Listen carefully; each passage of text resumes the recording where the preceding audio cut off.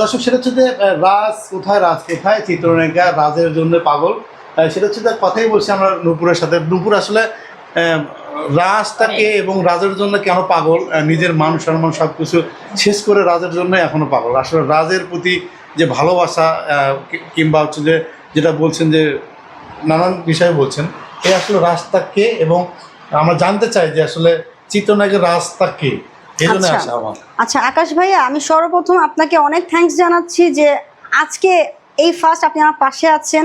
আমার অনেক দিনের ইচ্ছে ছিল যে আমি আপনার সাথে একই ক্যামেরা নিউজে থাকবো। তো আজকে আমার এত মন খারাপের ভেতরে যে আমি আপনাকে পেয়েছি, আমি নিজেকে খুব লাকি মনে করছি। এবং আমি আমার ভালোবাসার সাবজেক্টে আসি। আপনি জানতে চেয়েছেন যে এই রাজটা কে। রাজটা হচ্ছে একটা সাধারণ ছেলে, ও কোনো মিডিয়ার পার্সন না, ও কোনো মডেল বা কোনো অ্যাক্টর না। রাজ হচ্ছে একটা সাধারণ ছেলে। এবং রাজ যখন রাজের সাথে আমার পরিচয় হয়, আমি জানতাম না রাজ হিন্দু। রাজ শুধু রাজের নামটাই বলছে, আমার নাম রাজ, ফাইন রাজ। রাজ থেকে রাজের সাথে আমার ফ্রেন্ডশিপ হয়। রাজের সাথে আমার একটা ভালো বন্ধুত্ব সম্পর্ক চলাকালীন আমরা এতটাই টাইম দিচ্ছিলাম, দুজনকে মনে হচ্ছিল আমরা গার্লফ্রেন্ড বয়ফ্রেন্ড। তো গার্লফ্রেন্ড বয়ফ্রেন্ড যখন রিলেশনটা হয়ে যায়, এরপর আমরা আস্তে আস্তে একটা ফিজিক্যাল রিলেশনে চলে আসি।